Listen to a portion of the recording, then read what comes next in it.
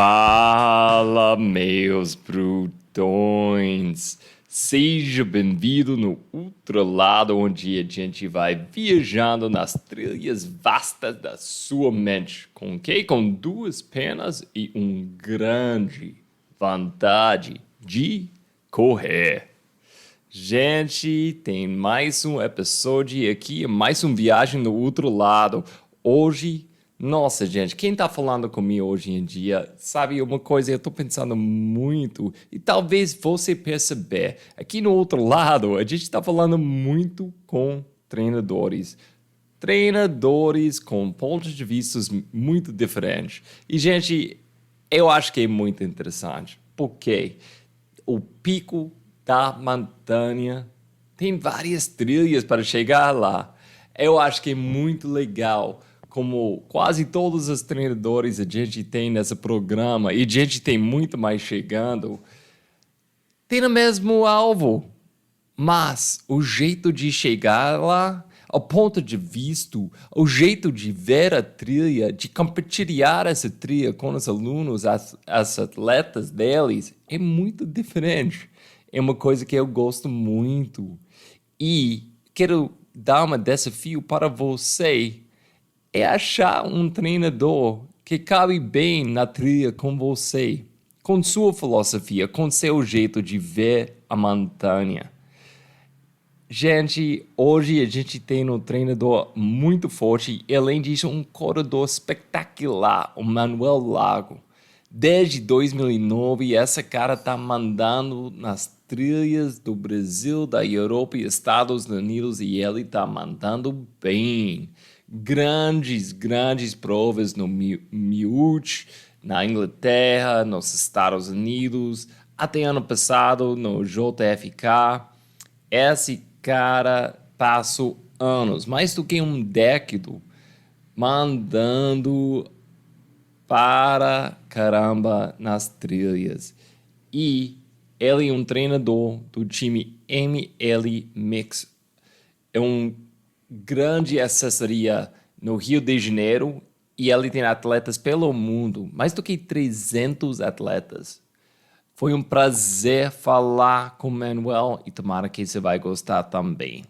Se tá gostando, o outro lado, gente, por favor, dá um likezinho, dá uma estrelazinho, manda para seus amigos, me manda uma mensagem na Insta. Quando você está ouvindo e você dá um like no Spotify ou no Apple Podcast ou onde você está ouvindo isso, gente, ajuda muito um podcast novo. Então, é de graça ouvir isso, né? Se você está gostando, eu só quero cobrar isso de você. Manda um pouquinho de amor. É isso. Pode pagar com amor. Gente, vamos lá com o Manuel.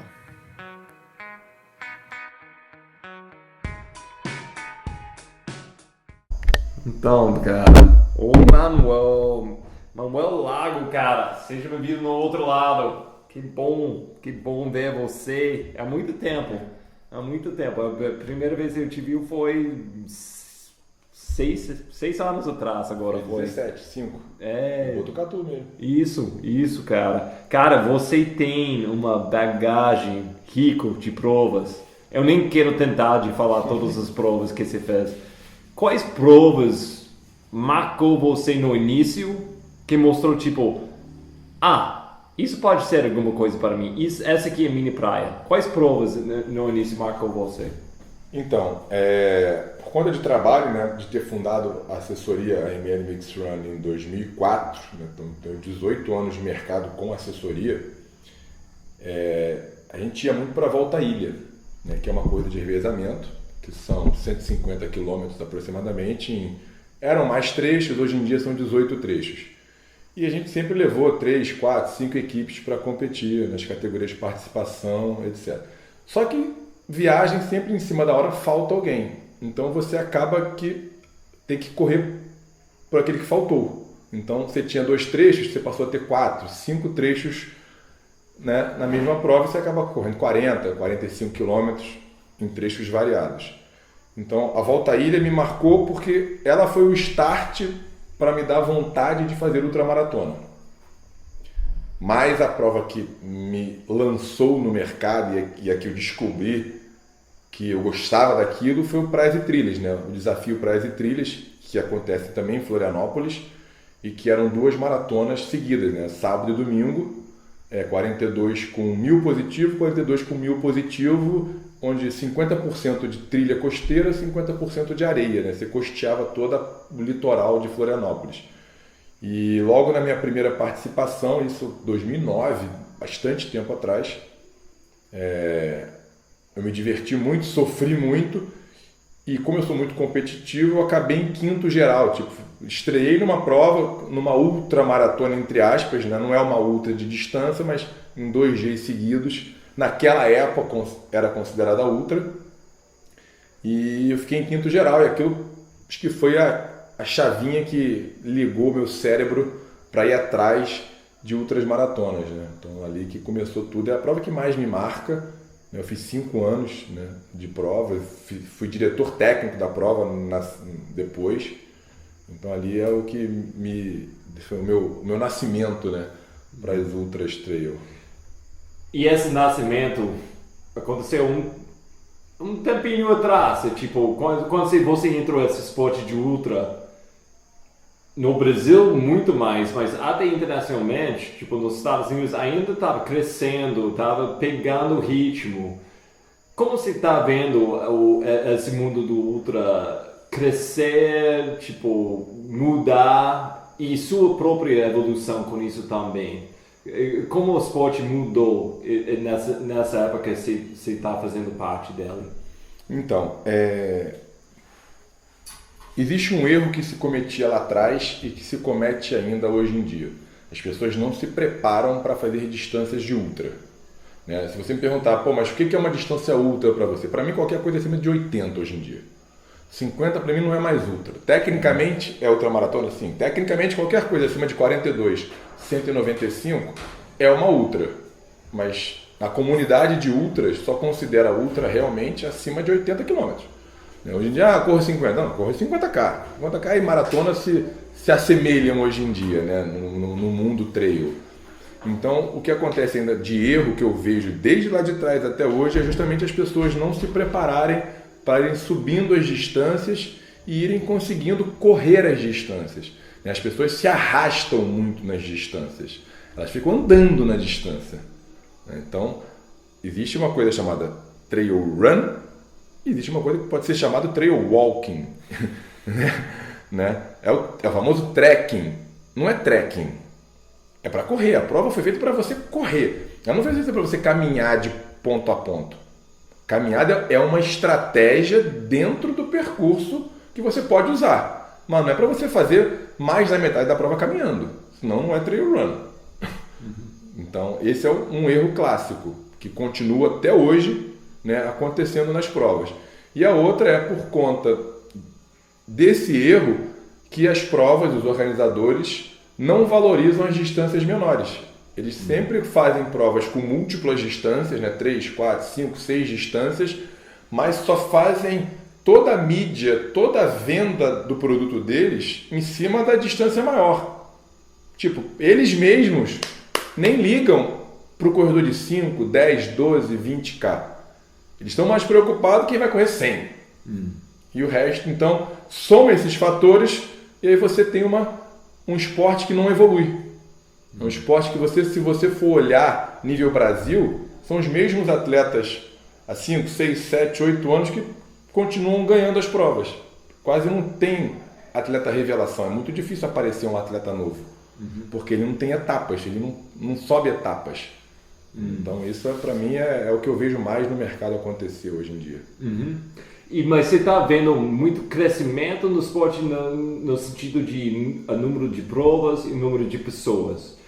Pode ser uma evolução, ainda está errado, né, nesse sentido.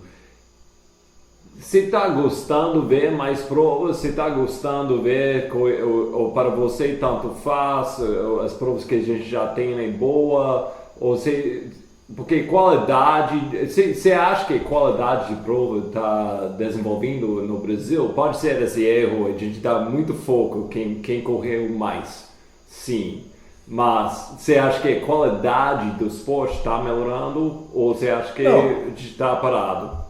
Quanto mais gente praticando esporte, mais chance você tem de evoluir, né? A palavra massificação é disso. Então, você massificar um esporte é você conseguir botar o maior número de gente possível praticando aquilo e, obviamente, vai haver uma seleção natural e as pessoas vão despontar os talentos, né? Só que eu acho que, tipo, competição, se você tem mais provas famosas, mais provas de glamour, de desejo, de obsessão do consumidor, do atleta que está pagando o consumidor, com uma distância só, seria já um passo para você melhorar o esporte, para você evoluir o esporte, porque aí está todo mundo brigando na mesma distância. Então, se você vai fazer um 100K, só tem 100K. Não pode ter mais outra. Você coloca um 12K, um 5K, fun run, para que o acompanhante, né, o esposo, a esposa, o filho, possa também participar e acompanhar o atleta na prova. Mas a prova em si é o 100K. E aí você vai começar a ter briga nos 100K. Você vai trazer todos os bons atletas para disputarem junto. E quando você junta os melhores, você evolui. Se você junta o melhor com um monte de gente ruim, o melhor não precisa fazer força para ganhar. Mas se você pega o melhor com todos os outros melhores, esse melhor vai ter que fazer força para ganhar, senão ele não vai ganhar. E aí é o que eu sempre falo para os meus atletas e que eu levo para mim. Eu prefiro ir para uma prova com os 100 melhores do mundo e ficar em 100º do que eu ir para a prova com os 100 piores do mundo e ficar em primeiro. Né? Porque a classificação depende de quem estava competindo contra você. A performance não. A performance é a sua performance, é o seu desempenho, é individual. Classificação, se eu correr com 3 cegos deficientes visuais, com 3 deficientes auditivos e 3 deficientes sem paladar e eu ganhar, ganhei, legal. E ganhei de quem? Não ganhei de ninguém. Eu quero ganhar dos melhores, eu quero competir onde os melhores estão. Lá que é a graça, lá que é o barato do esporte. É isso. E para sua própria evolução, como você mudou esses últimos 10, 12 anos que você está fazendo muita competição, você está organizando muitas coisas, quais coisas você está vendo em si mesmo que desenvolveu mais? Então, quando eu comecei, a gente tinha ainda uma cultura de filosofia na ultramaratona que era largar devagar, se manter devagar e apertar no final. Era fato que tinham aqueles cavalos paraguaios, aqueles atletas que você sabia que ele ia quebrar, que ele não ia aguentar o ritmo, porque era um esporte novo. Então a gente ficava lá atrás, esperava ele quebrar e passava ele na metade final e ganhava a prova. Hoje em dia, o esporte melhorou muito. Hoje em dia você não consegue mais fazer isso. Então esse é um ponto. O outro ponto no início eu estava querendo buscar o máximo de conhecimento possível e o máximo de experiências culturais possíveis. Então eu comecei muito focado em Europa, que é onde era Mont Blanc já existia, né? Então você já tinha o TMB, que estava se desenvolvendo, você tinha o pessoal do Décio Ribeiro, lá de Campinas, que já ia, a Cíntia Terra, inclusive, chegou a ser 6ª colocada no CCC, e a Fernanda Maciel também já tinha corrido um TDS antigo de 112K e tinha sido campeã, se eu não me engano. E aí eu quis entender esse universo, então eu comecei a direcionar os meus esforços para conhecer isso, entender como é que era. Então era altas montanhas, eram montanhas que geograficamente a gente não tem isso no Brasil, nem de perto, e tinha muito power hiking, tinha muita caminhada. Né? Eu mais jovem, com mais potência muscular e muito forte, para mim aquilo era uma vantagem.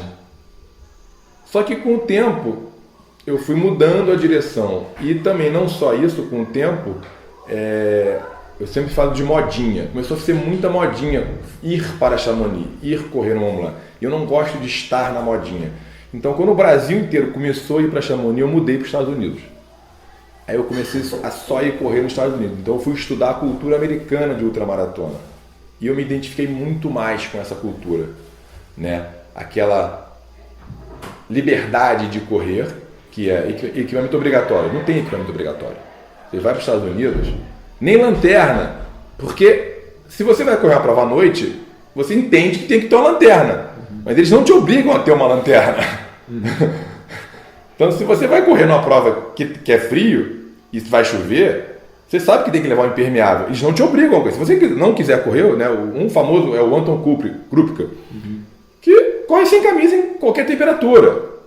Foi desclassificado no TMB, inclusive, porque não tinha o equipamento obrigatório necessário. Então, é muito de você, como cidadão, saber o que você tem que fazer naquela situação.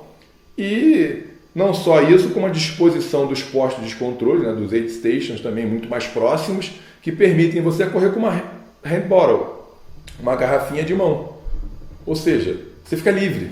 Então você vê um monte de americano, né, lá culturalmente eles correm de short com o número no short. Muitos sem camisa e outros com camisa, mas eles não querem colocar o número na camisa. Você pode ver que nos Estados Unidos, todo mundo corre com o númerozinho dobradinho, só mostra o númerozinho colado no short. Enquanto na Europa não, é o númerozão grandão na camisa. Então são diferenças culturais que você vai percebendo, né, quando você tem o objetivo de estudar o negócio, que você vai se identificando. Então eu passei a preferir provas desse sentido, em que eu pudesse correr mais livre, mais solto, sem mochilas de hidratação, né, os camelbacks, tudo, e com um terreno mais corrível, que eu pudesse realmente performar mais corrida e menos caminhada. Então esse foi, assim, a diferença que eu fui buscando ao longo desse tempo aí. Eu acho que é muito interessante esse diferente entre a cultura na Europa e a cultura para os Estados Unidos. Eu sou dos Estados Unidos, óbvio, e tipo, às vezes eu nem vou percebendo tanto essa cultura da corrida dos Estados Unidos que eu tenho dentro de mim, porque eu comecei a correr aqui no Brasil, eu comecei aqui no Brasil, eu só conheço essa, mas eu lavei muito essa cultura para as trilhas no Brasil. Agora estou vendo que quando pessoas fazem essa observação, como você acabou de falar, quais coisas você acha que o Brasil ia aprender de cada um para ser a melhor cultura aqui brasileira? Tipo, que a gente pode aprender olhando para a Europa, que é bom, que a gente pode aprender de Estados Unidos, que é bom, e que a gente tem que foda-se os dois, a gente vai em frente com o jeito brasileiro. Então, o primeiro ponto é pegar... Não que os Estados Unidos não seja seguro, porque lá eles têm muito medo de processo judicial com qualquer situação que possa acontecer com um cidadão que está lá. Mas a Europa se preocupa mais com a segurança do atleta, porque em alta montanha você tem uns microclimas que pode chover, nevar, tempestade muito rapidamente. E aí você tem que estar preparado para essa alteração climática, né? E os Estados Unidos está mais preocupado em corrida, em performance mesmo, de rapidez, velocidade, em chegar mais rápido de ponto A a ponto B. Então acho que você pode pegar a segurança que a Europa visualiza, mas também ter possibilidades no Brasil de você correr mais rápido, que é os Estados Unidos. Então coloque mais postos de controle mais rápidos, que o atleta fique menos tempo exposto de um posto ao outro, que ele consiga abaixar e aí não carregar tanto peso com ele. Tudo isso, na verdade, é uma forma de segurança, porque quanto mais postos de controle, mais fácil de você proteger o seu cliente, né, o seu atleta dentro da sua prova. Só que o que vai pegar muito nisso no Brasil e na Europa, a Europa, quando você vai a Mont Blanc, em qualquer época do ano, a trilha existe. A trilha está lá, toda marcada, toda bonitinha. Então você consegue circular na trilha. Nos Estados Unidos é a mesma coisa. Em qualquer parque que você vá, em qualquer região que você vai onde tem provas, a trilha está lá marcada. No Brasil, não. No Brasil, os parques têm toda uma série de regras políticas que você não pode entrar a qualquer hora, não pode ter hora para entrar, hora para sair. E muitas provas se utilizam em propriedades particulares, que você só corre no dia da prova. Então, ela não é uma trilha, ela é uma passagem, né? O organizador vai lá, corta meio quilo de grama, corta meio quilo de galho de árvore, e você passa lá. Então, por isso que aqui fica muito travado às vezes, porque o piso não está próprio para correr, porque ninguém passa. Então está sempre um piso muito irregular. O mato está alto porque ninguém passa. E o cara tem preguiça de cortar, e aí tem também um problema cultural do brasileiro achar que quanto pior, melhor. Não. Quanto melhor, melhor. Né? Quanto pior é pior. Não pode ser quanto pior, melhor. Não existe isso. Então, aqui tem esse problema de geográfico. Então, eu acho que aqui tinha que haver um diálogo melhor entre quem manda nos parques, nas trilhas, né, o órgão federal, com os organizadores. Então, o Roger quer fazer uma prova em Boi Preto. Quem é o responsável político por Boi Preto? É o governo de Minas. Então, o Roger fala, cara, olha só, eu vou fazer uma prova aqui e eu vou ser o responsável pela manutenção dessa trilha ao longo do ano. Então, você pode me cobrar isso. Então, é uma contrapartida. É a Western States, nos Estados Unidos, que ela usa a trilha da Western States lá na Califórnia, e a manutenção é responsabilidade dos organizadores da Western States ao longo do ano. Então, quando cai uma árvore, cai alguma coisa na trilha, eles têm que ir lá e tirar a árvore, manter a trilha, né, de fácil acesso e uso para os cidadãos americanos. Aqui não existe isso. Então, isso seria, acho que um primeiro passo seria realmente uma conversa de organizadores com o governo para que as trilhas que já existem possam ser utilizadas dessa forma. Então, você quer ganhar dinheiro ali, você é organizador, todo organizador quer ganhar dinheiro, né? O atleta tem que entender isso, o organizador é a profissão dele, organizar corridas, então ele precisa ganhar dinheiro, precisa lucrar com aquilo. Então, você utiliza aquele espaço, aquela área, faz seu dinheiro e a contrapartida para o governo é você vai cuidar daquela trilha, você vai fazer a manutenção e prevenção daquela trilha. E aí todo turista ao longo do ano, fora da data da sua prova, vai poder usar a trilha também. E os atletas para treinar. Então isso é fundamental que aqui não tem e vai ser difícil. A gente tem os parques fechados, né, as travessias, própria Serra Fina, Serra dos Órgãos, né, Petrópolis, Teresópolis, tudo isso tem muita burocracia. Né? Então acho que essa burocracia tem que acabar, tem que diminuir. Cara, você é um cara, pelo menos minha percepção, você presta muita atenção nos detalhes, você gosta muito de olhar a técnica, a logística de coisas. Como você vai manobrando o seu dia a dia para melhorar, tipo, seu performance, ou coisa onde você quer ficar melhor? Você tem manias dia a dia que você vai praticando? Tipo, por exemplo, você acorda, você tem uma prática todo dia? Não, eu nunca consegui fazer a planilha de treinos que eu gostaria de fazer. Para si mesmo? Pela minha profissão. Porque um dos braços da minha profissão é o personal running, que é correr com o aluno. E eu sempre me recusei a ir de bicicleta ao lado do aluno. Eu sempre quis correr ao lado do aluno, porque eu entendo que é mais fácil de controlar e é uma forma de inspirar mais o seu aluno. Então, esse é um dos motivos até pelo qual eu virei ultramaratonista, porque eu tinha tanto volume de treino com alunos que eu procurei as provas mais longas. Então, eu nunca consegui treinar realmente o meu treino. E aí eu fui adaptando o tipo de trabalho que eu presto para os meus atletas para que eu pudesse treinar no meio deles. Então, é uma forma de eu treinar e aí eu consigo colocar momentos de intensidade no treino, eu consigo fazer coisas que eu peço para que meus atletas façam. E aí eu estando lá e mostrando o que eu quero, eu acho que é mais fácil para o atleta entender não só o que eu escrevi, o que eu mandei para ele por e-mail, WhatsApp, mas ele vendo o que eu estou fazendo. É mais fácil de você liderar, é mais fácil de você inspirar o atleta. Então, a minha adaptação normal, o meu detalhe foi justamente aperfeiçoar como prescrever treinos. Não só no papel, mas prescrever no presencial. Treinar junto com os atletas. Então, basicamente, é muito em cima disso. Mas é difícil para mim acreditar que você não tem hábitos ou prática dia a dia, porque há muito tempo você está correndo num nível muito alto, que é raro. Normalmente, tipo, você tem um corredor, ele chega no pico, fica lá uns 2, 3 anos e depois vai descendo. Ou até idade, uma coisa, tipo, você chega, eu acabei de comemorar 40 anos semana passada, eu estou assistindo o calendário esperando para o meu pico descer. E, tipo, para manter esse nível, para tantos anos, o que você faz dia a dia para uma coisa mais de o jeito você vai comendo ou você faz uma yoga? Eu faço treino de força 2 vezes por semana e treino de mobilidade também 2 vezes por semana. Mas eu fiz muita musculação desde novo. Desde 13 anos eu comecei a fazer musculação. Então toda essa base de força muscular eu sempre tive. Então eu fui um atleta que me lesionei muito pouco. Quando eu comecei a correr em 2000, em 2004, já misturando com trabalho, foi quando eu comecei a trabalhar com corrida. Em 2009, que eu comecei a competir realmente, eu nunca fiquei mais que 20 dias parado de corrida por conta de lesão. Então, a minha maior lesão muscular me deixou parado exatos 21 dias. No 22º eu estava correndo. Foi no ano que eu estreiei no Mont Blanc, em 2011. Desde então, toda lesão que eu tive, eu já tive lesão muscular pequena, mas 14 dias no máximo, parado, tratando.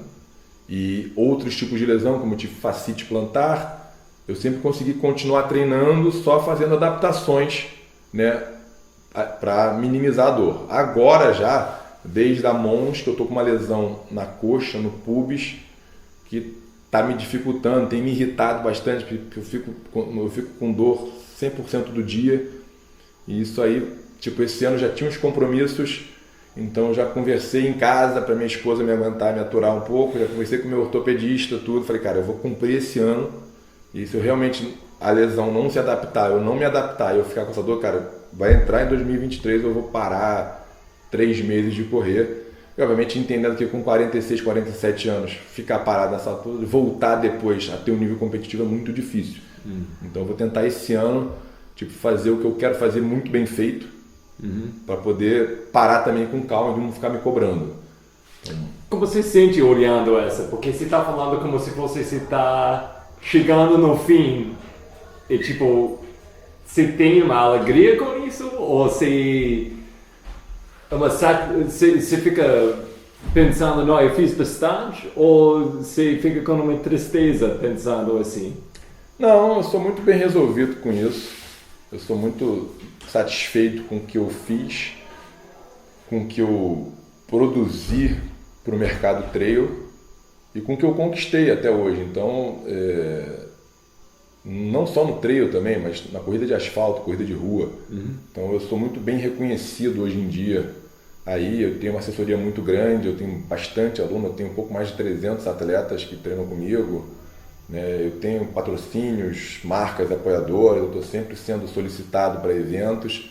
Então isso tudo é uma recompensa de quanto eu resolvi investir em corrida desde lá de trás. Né? Eu sempre fui lá para fora correr, não só correr, mas eu fui trabalhar também, ganhar experiência. Né? Você ir correr fora e entender e ver tudo o que acontece em países diferentes te dá muita experiência para você avaliar novos eventos, novas organizações e poder, com isso, também ganhar dinheiro. Né? Eu sempre fiz com o intuito de ganhar dinheiro, nunca fui intuito de pro bono, nunca quis falar, não, isso aqui é meu hobby, não, isso é minha profissão. Então, toda vez que eu gastava 10 mil reais para ir para Chamonix, 10 mil reais para ir para os Estados Unidos, eu queria ter um retorno nisso algum dia, e aí eu consegui ter isso, por isso que eu fico satisfeito. Então, se eu tiver que parar de correr agora, de competir, parar de correr eu não vou parar de correr. Posso parar de competir em alto nível, né? Aquela briga de faixa etária, daqui a pouco nem faixa etária mais você tá, mas isso eu estou satisfeito com isso, estou muito bem resolvido com isso, entendeu? Mas ainda tinha, só ano passado você tinha uma prova excelente lá nos Estados Unidos, no JFK, difícil falar. JFK, nem dá para pensar assim em português para mim, mas tipo, você fez essa prova pensando, talvez isso vai ser a última vez que eu vou competir nos Estados Unidos? Você fez essa prova pensando, eu vou mandar o mais rápido possível? O que foi seu mindset? Não, essa prova eu queria ter feito em 2020, mas aí veio a pandemia, não consegui fazer. Aí, quando em 2021, quando os Estados Unidos quebrou a barreira da quarentena, eu falei, opa, é essa prova que eu vou. Que eu já queria fazer, tinha vaga, eu já tinha falado com o diretor da prova, falei, cara, é essa que eu vou fazer. Eu estava num momento que eu estava bem de velocidade, então eu sabia que a prova era uma prova rápida, né? E eu fui para lá com o intuito de fazer abaixo das 7 horas. Esse era o meu intuito inicial. A minha primeira meta era abaixo das 7 horas. Em seguida, era ser top 20. E em seguida, era ser campeão master. Então, eu fui com 3 objetivos. Né? Fiz abaixo de 7 horas.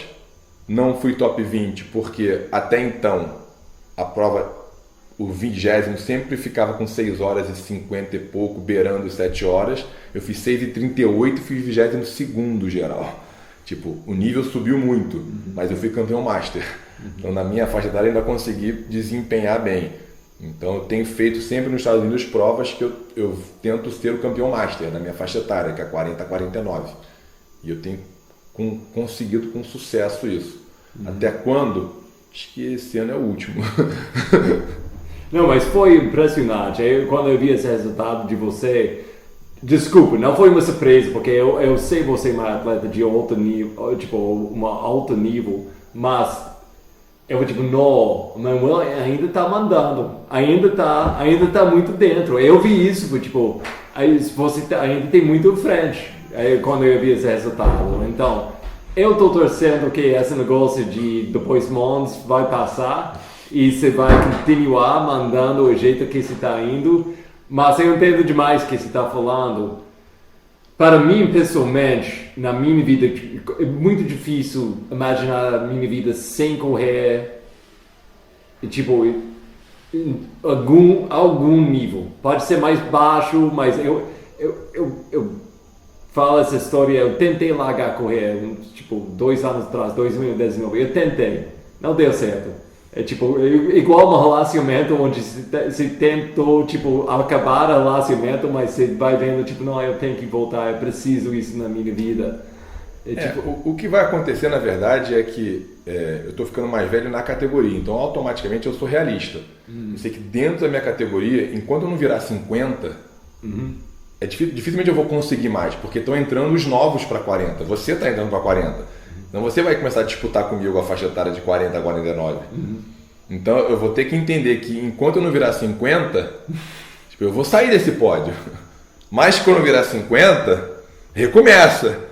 Porque aí eu vou com outra faixa etária, outro pódio. 50, gostei desse ponto de vista. Entendeu? Então tem que ser realista com o que é, entendeu? Eu sempre falo em provas, eu vejo hoje em dia, né? Uma vez eu brinquei com o Hernani, né, que tem 44, falei, é ruim para o esporte quando o Hernani é top 3. Porque mostra que não tem renovação nenhuma. Não, é isso, a gente precisa, tipo, sangue novo, entrando no esporte. Eu acho que quem gosta do esporte como esporte vai entender isso, até tipo, não, então a hora chegou, os jovens têm que entrar, e se não, é meio triste. Fala de ser mais jovem fazendo esporte, você tinha umas provas, tipo, não sei, o UTMB, mas o Javelin 100. Javelin 100, que você fez, tipo, e, cara, eu tenho que falar, você saiu com essa sink or swim, essa do or die mentalidade. Isso foi uma coisa da época para você? Você sempre entra a prova com essa ideia, tipo, eu vou largar forte e eu vou até eu não tô forte, tipo... Não, é engraçado, né? Porque quem tá de fora, às vezes, não sabe o que aconteceu. Então, a Javelina, ela é sempre no último sábado de outubro. E no Rio, tem a prova de Búzios, a Maratona Cross Country de Búzios, a XC Run, que é uma prova onde a minha assessoria leva 100, 120 atletas para competir. A gente sempre ganha o troféu de maior assessoria. E eu sempre competi e sempre ganhei na categoria que eu estava. Quarteto misto, quarteto masculino, dupla mista. E às vezes é 1 semana, 2 semanas antes da Javelina. Então o que aconteceu? Em 2017, eu estava num ano fisicamente bem. Eu tinha feito uma prova na Islândia de estágios que eu tinha ganho. Sim, tinha adversário? Não tinha muito adversário, mas quem tinha corrido a prova no ano anterior foi o Jason Slag. Então eu fui para lá com todos os tempos dele na minha cabeça. E eu queria ver até que ponto eu conseguia emparelhar com ele pelos tempos que ele correu. Então as pessoas, pô, mas você já ganhou, você vai forçar hoje. Eu falei, cara, eu não vim para ganhar. Eu vim para forçar no meu limite e entender se eu tivesse competido contra ele, aonde eu chegaria. Então eu fiz uma prova muito bem, tipo, foi uma semana, sabe quando você tem uma semana de prova, de treinos, que encaixa tudo e a tua confiança sobe muito? Aí dali eu fui para Búzios, ganhei a prova em Búzios e fui para Javelina com a confiança lá em cima. E aí sempre quando eu vou para uma prova, eu sempre mando mensagens para atletas que já correram a prova antes para pegar dicas, né? E eu tinha falado com eu vou lembrar o nome do atleta com quem eu falei da Javelina, foi com o... Eu não lembro com quem foi, posso lembrar depois. Então ele falou, Manel, o primeiro loop é bom para você forçar porque é frio, e aí vão vir 3 loops que vai sair o calor, e aí você vai ter que administrar o calor, e no último looping já anoitecendo, volta a esfriar, e aí você consegue voltar a correr mais forte. Então eu fiquei com aquilo na minha cabeça. Largou a prova às 6 horas da manhã, eu conheci o australiano, eu tinha corrido com ele na Tarawera, ele foi 6º, eu fui 9º, uma diferença pequena, então eu falei, pô, dá pra acompanhar. Tinha o Zach Bitter, que eu conhecia, que é um puta corredor de 100K e 100 milhas, recordista mundial aí, e o Patrick Reagan, que eu não conhecia, só conhecia os tempos dele. E mais 2, 3 atletas. A gente largou e foi correndo, e aí todo mundo olhava, né? Under course record, abaixo do recorde da prova. Mas estava ok, estava confortável. E de repente eu assumi a liderança no primeiro loop, tipo numa prova de 100 milhas eu estava correndo a 4 por 1000 nos primeiros 30K. Aí tava todo mundo assim, who is that guy in the red t-shirt, né? Quem é esse cara na camisa vermelha? Brasileiro maluco. Tipo, eu sou um cara muito maior, muito mais forte que a média dos corredores. Eu peso 80 quilos. Esses caras pesam 60, 62. E passamos no primeiro loop ali, todo mundo ali. Aí ficou eu, o Zach Bitter, o Patrick Reagan e o Brandon Davis. E falei, vamos embora. Falei, agora eu vou diminuir um pouco, vou administrar. Só que lê do engano. Quando chegou nos 50, o pescoço virou de lado. Eu já não sabia nem quem eu era. Né? Mas aí eu terminei o segundo loop, queria abandonar. A minha esposa estava correndo na prova. Ela chegou muito cansada do segundo loop dela. O dela eram só 3 loops. Falei, tu não vai parar não, vou com você. Aí eu fui com ela, mais um loop para ela fechar os 100. Quando eu fechei os 100 com ela, eu fiquei naquela dúvida, pô, termina ou não termina? Eu ainda fecharia abaixo de 21 horas. Mas como o meu mindset era correr 160, não era andar, dali falta um técnico. É um momento que se você tem uma equipe de apoio e tem um técnico, alguém de muita confiança fala, cara, te dá 3 tapas na cara, fala, vai, você vai. Eu não tinha isso, aí eu não fui. Mas esse primeiro loop, que é o loop maior de 37 km, até hoje, foi em 2017, então 2022. Até hoje, no Strava, eu sou o 4º colocado ali. O Tim Tollefson, que ganhou a prova, está abaixo de mim. E ele, esse ano que ele ganhou, ele saiu maluqueza.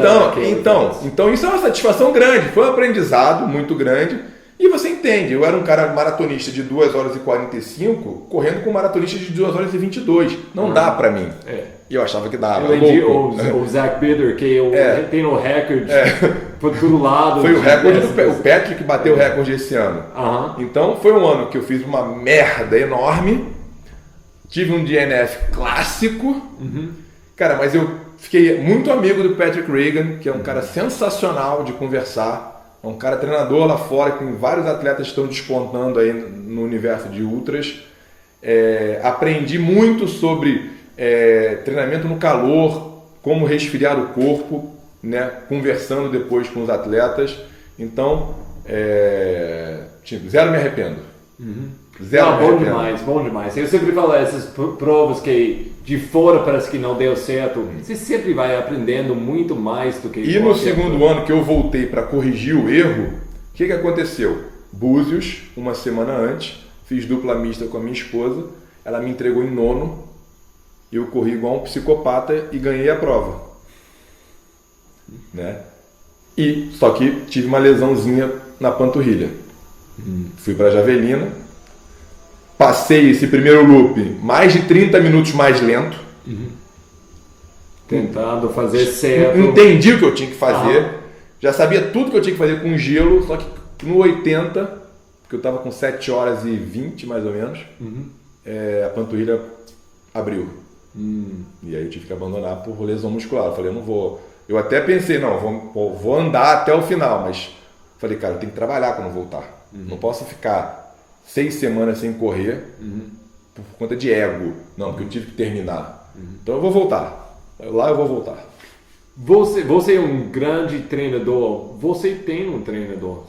Não tenho, pela minha questão de trabalho com personal, que é muito difícil eu ter uma prescrição e ter que dar 3 aulas de corrida com um aluno. Um aluno a 6,15 por 1.000, um aluno a 5,20, um aluno a 4,30. Aí meu treino entra onde? Eu cheguei a conversar com o Ian Sherman para ele me treinar, mas eu olhei, cara, não vai dar certo, não vou conseguir.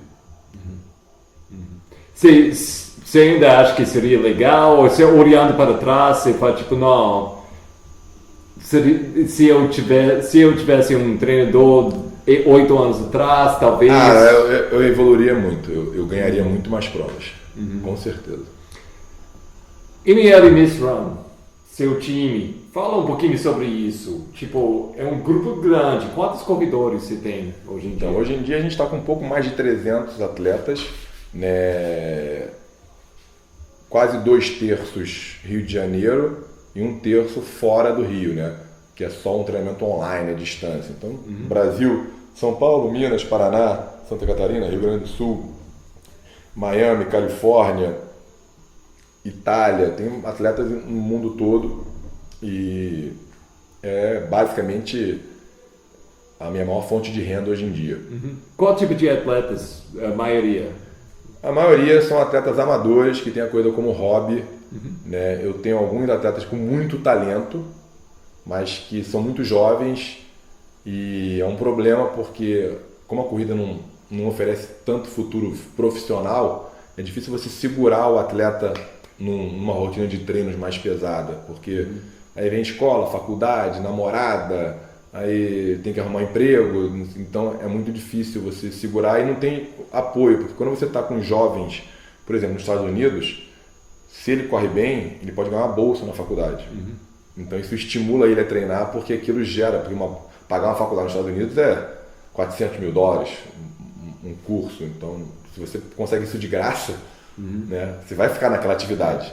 Então, se você tem cuspe à distância, vai ficar treinando cuspe à distância para ganhar uma bolsa para estudar. Aqui seria mais ou menos isso, né? A corrida, né? Só que não tem nada. E aí você tem as corridas que não tem premiação em dinheiro nenhum, não tem nenhum apoio, nada. As marcas ainda no Brasil ainda não agem como elas agem lá fora ainda, então isso ainda é um empecilho para que você consiga ficar com atletas jovens durante muito tempo. Você treina 1, 2 anos, aí ele abandona, para, suspende.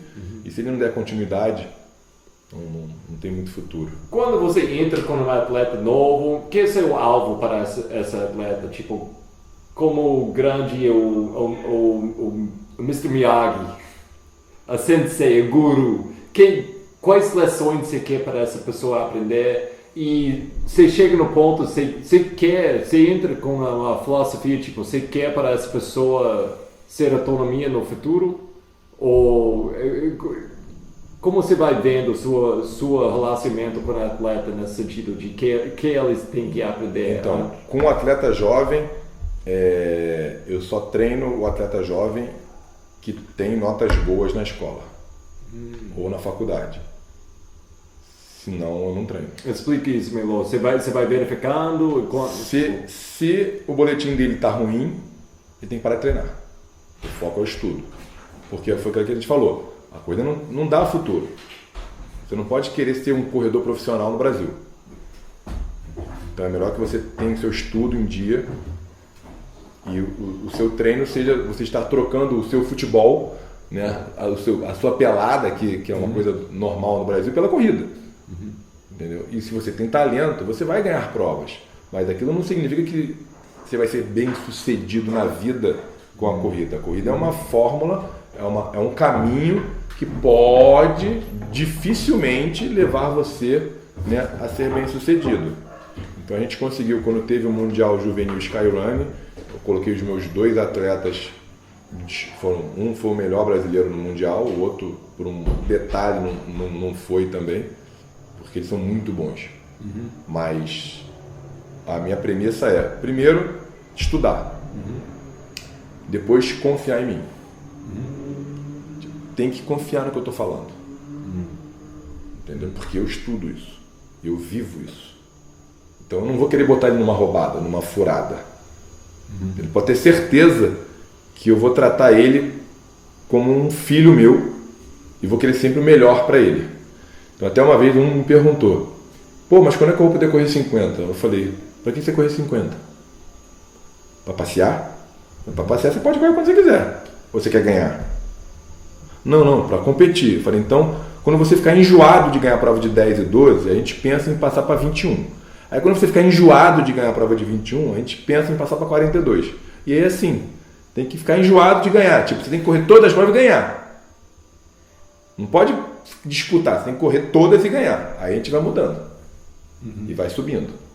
Entendeu? Então... E atletas, porque estou chutando que você tem vários atletas com 40, 50 que está entrando no mundo de correr, descobrindo que, meu Deus, saúde é importante mesmo, eu estou ficando mais velho. Como você lida com essa?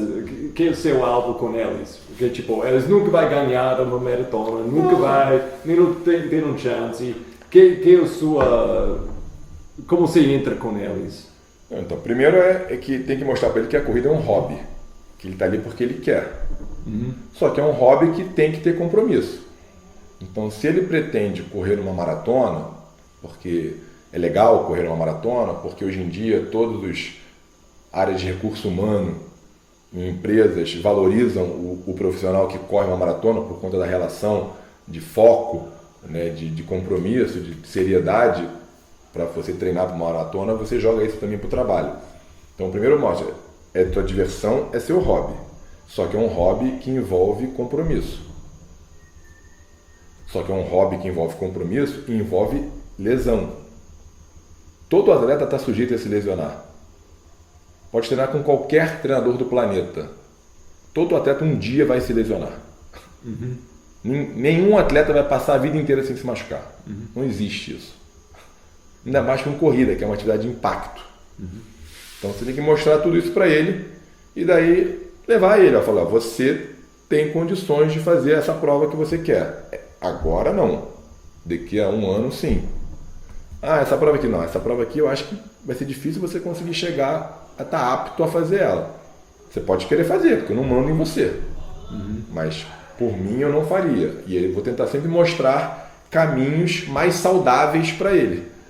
Para ele desenvolver melhor a habilidade dele de correr e com isso conquistar os objetivos dele, né? Que o ser humano gosta de sempre cumprir as metas. Então quando você quer fazer um 10K em 45 minutos, se isso é inviável para você, você só vai se frustrar, porque você nunca vai fazer.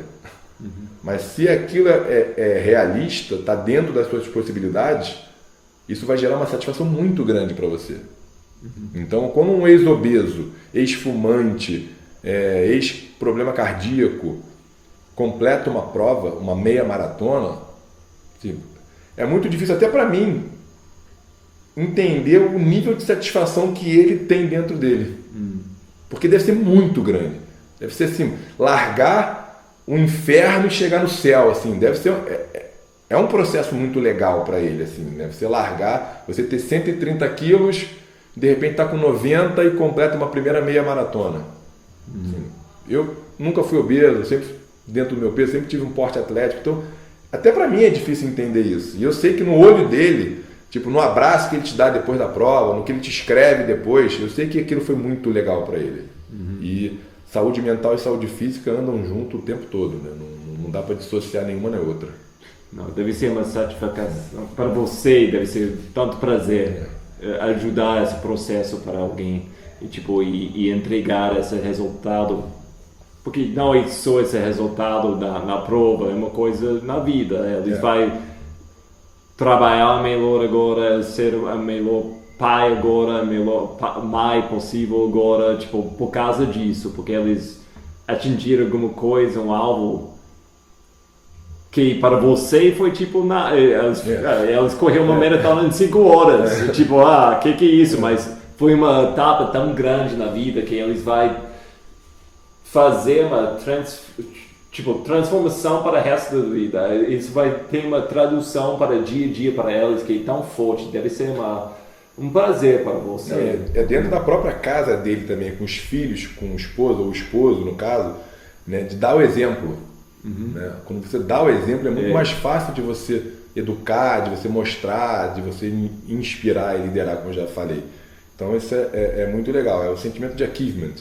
Né? Quando você é capaz, né? É o famoso eu quero, eu posso, mas dentro de uma realidade, dentro de uma segurança, dentro de uma coisa saudável, né? Não é de qualquer maneira. Eu sempre falo que a Gabrielle Anderson, em Los Angeles, em 84, né? Quando ela chega no Estádio Olímpico, num nível de desidratação monstruoso, e as pessoas aplaudindo, superação não tem nada a ver com aquilo. Superação é quando o Roger, que corre 10K para 50, vai lá e faz 49,50, diminui 10 segundos o tempo dele. Ali você se superou. Ali você estabeleceu um novo limite para o Roger. Aquilo ali é burrice. O que ela fez é burrice. Porque ela tem sequelas até hoje daquilo. Né? Porque as pessoas ficam no Brasil superação. Isso não é superação, guerreiro. Não, guerreiro é quem vai para a guerra. Quem está na guerra que é guerreiro. O soldado é guerreiro. O corredor é corredor. Ele tem que ter isso na cabeça. Se ele não vive daquilo, se ele não precisa expor um nível de risco de saúde tão grande, ele não tem que fazer isso. É diferente de um atleta profissional que às vezes tem que entregar um resultado que está sendo pago para aquilo. Quem resolveu se inscrever na Indomit Baú foi o Roger. O Roger que resolveu pagar a inscrição, pagar a viagem, pagar a hospedagem. Isso é uma coisa, eu estou pensando muito, tipo, porque tinha uma época eu falei, tipo, puxa, por que eu estou fazendo isso tanto? Como amador, é tipo um hobby. E vendo outras pessoas também, mas vendo, tipo, como é tão importante para a pessoa individual ter essas conquistas na vida. E essa, exatamente o que você falou, esse valor é muito mais alto, Então, eu acho que hoje em dia tem tanto respeito para o atleta amador que está tentando completar 10K. Eu tenho muito respeito hoje em dia. Acho que no passado eu vi tanto faz, bobagem. Mas hoje em dia eu acho que é uma coisa muito especial. Porque eu sei para essa pessoa pessoalmente vai mudar a vida dessa pessoa. O fato que eles fazem essa coisa e olhando o treinador que pode ajudar com isso, eu acho que é uma coisa sensacional. Uma coisa que eu li que você escreveu foi: tem inúmeras situações comerciais que nós professores sabem que não estão em sintonia com a ciência e é uma arte que poucos têm de minimizar essa combinação cruel de treinamento. O que você está falando com isso? O que você quis falar com isso? Explica um pouquinho, meu irmão. Então, o atleta amador, ele tem a corrida como um hobby. Então ele precisa se divertir treinando. Não dá para você o tempo todo, 100% do tempo, querer ser fiel ao que a ciência do treinamento te mostra. Então, você que participou hoje do dia do Training Camp, tem um fotógrafo, tem filme, as pessoas querem parar para tirar foto, as pessoas querem muitas fotos em todas as paisagens possíveis. E você sabe que isso não é bom para o treinamento dela, para a prova que ela vai fazer. Essas paradas não são boas para isso, fisiologicamente. Mas você tem que entender que muitas pessoas estão ali para isso, para se divertir. Que a prova nada mais é do que ganhar um kit, ganhar uma medalha, correr, mas ela não está nem preocupada com o tempo dela. Ela está preocupada em ter uma foto legal, um visual legal atrás dela, poder postar na rede social dela um momento que ela se sentiu especial, diferente. É nesse sentido, de entender, né, a diversão que o atleta amador quer e o que eu, como profissional de treinamento de corrida, quero. Eu tenho que ter um meio termo, eu tenho que ceder um pouco. Eu vou sempre mostrar para ele a importância de seguir fielmente o treinamento, mas eu sei que eu tenho que ceder um pouco, né? E hoje em dia, e isso é uma arte, né? Ceder, não. Em que momento ceder, quando ceder, né? Então, saber disso e conseguir ainda manter o atleta te respeitando é uma arte, entendeu? E é nesse sentido. Aí deve ser porque o que você está explicando uma coisa é mais dentro de você, porque o Manuel Lara, você é um cara intenso, tipo, no sentido, você leva muito sério o seu treinamento, você leva muito sério ser atleta. E você está muito justo com isso. Deve ser difícil para você lidar com pessoas que não têm o mesmo padrão de você. E imagino como um treinador, você aprendeu muito de como balancear esse padrão de você. Tipo, isso é uma coisa que você está vendo que mudou dentro de você? Ou... Mudou. Quando você vai ficando mais velho, você vai mudando. Eu era muito mais intransigente, muito menos flexível com essas mudanças. Mas, ao mesmo tempo, você vai ganhando mais respeito, né? Quanto mais experiência, supostamente você tem mais respeito. Então, quando um atleta me desrespeita, você conversa com ele, você explica, você prescreve.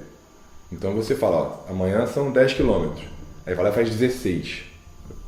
Cara, não eram 10? A gente não conversou, eu não te expliquei por que eram 10. Por que você fez 16? Porque eu estava com vontade. Então, por que você me paga? Porque você se sente assim, desrespeitado, você se sente não valorizado como profissional. Você está doente, aí você vai no médico, aí ele te prescreve antibiótico de 12 em 12 horas, aí você vai lá e toma de 4 em 4, porque você achou que ia ficar melhor mais rápido. Tipo, por que você foi no médico então?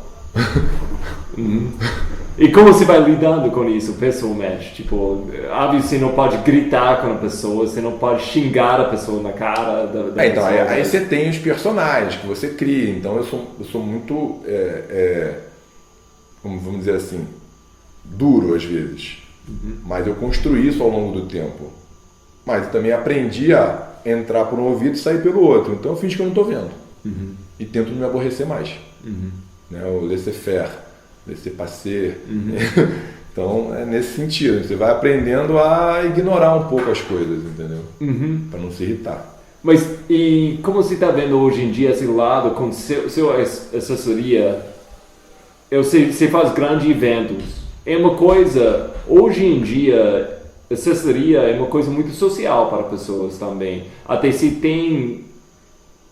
Elas nem são assessorias, elas são grupos de amigos que correm, que está servindo como se fosse uma assessoria hoje em dia. Como você sente sobre isso e o lado social? Como você gosta de incorporar isso com seus corredores? Então, esse grupo de amigos são os maiores concorrentes das assessorias. Quando eu perco um aluno para uma outra assessoria, isso é muito bom, porque eu consigo enxergar aonde eu estou errando. O que eu posso melhorar no meu serviço para, de repente, ter esse aluno de volta ou captar novos alunos. Quando ele vai para um grupo de amigos, cara, eu não sei o que posso fazer. Então, na verdade, esses são os meus maiores concorrentes.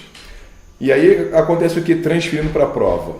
Cara, eu quero sempre muito que todos os pódios da prova sejam compostos por atletas com treinadores. Quanto menos atleta autodidata, mais atletas com treinadores, melhor para as assessorias. Porque aí vai ficar mais nítido o valor do trabalho do treinador. Então o atleta enxerga isso, né? Quanto mais gente estiver conquistando PRs, né, suas marcas pessoais em maratonas, em meias maratona, melhor para o treinador, porque ele divulga isso, ele bota isso. Quando são um grupo de amigos, não tem o que fazer. Quem se vai para tentar criar esse ambiente onde você está colocando o padrão mais alto, mas você está deixando espaço para essa corrida social. Tipo, você faz coisas especiais, tipo, porque tem uma coisa quando você tem essas pesquisas, quando você tem 5 amigos tipo, que tem sobrepeso, você vai ficar também. Quando você tem 5 amigos que fumam, provavelmente você vai fumar também. É uma coisa comigo, quando você tem 5 amigos dentro da comunidade de correr e tem um padrão mais alto, eu vou ficar com um padrão mais alto. Como você pode incorporar isso no MLX? Na verdade, isso é uma coisa natural. Então, os alunos se identificam por afinidade, né? Quem gosta mais do quem gosta mais de cinema, mais de beber, mais de comer, e eles mesmos fazem esses eventos sociais. Então, no universo de 300, você tem 10 grupos de 30 que se reúnem. A assessoria em si, a gente tem uma festa de final de ano, em alguns eventos como a XC Run Búzios, como a Maratona do Rio, que são eventos marcantes para a assessoria, a gente sempre faz uma reunião grande e tudo.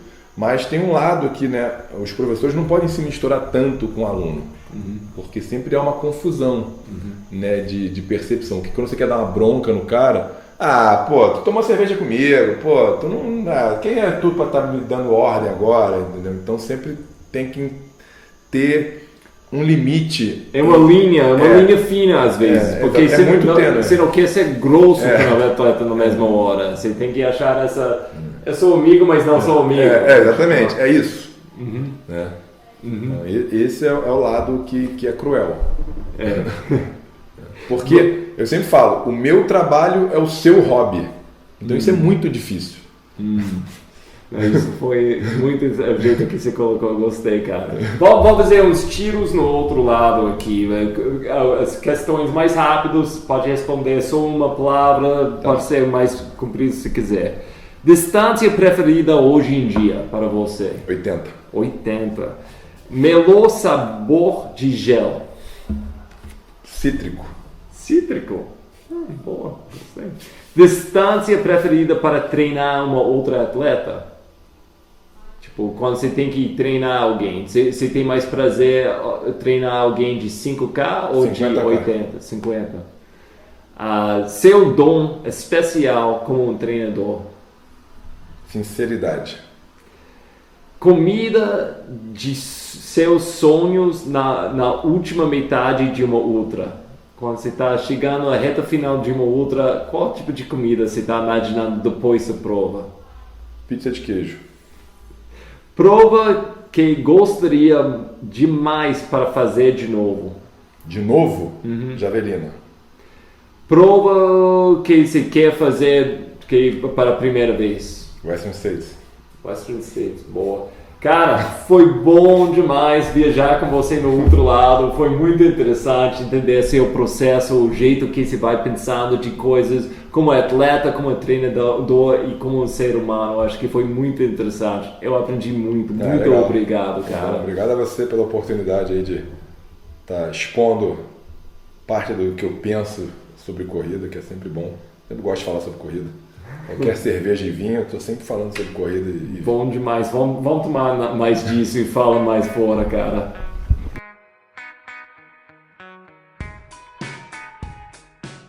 Muito, muito legal, né? Essa cara aí, foda. Eu gosto demais, Manuel. Gente, foi um prazer compartilhar essa viagem no outro lado com você de novo. Se você tá gostando, dá um likezinho, manda um pouquinho de amor pra gente. Pode me achar na Insta, pode achar Manuel ou ML Miss Run na Insta. Manda mensagem para ele se você acha que é legal, que ele falou o ponto de vista da trilha de corrida, de correr que ele tem. E vamos espalhando a notícia boa, gente.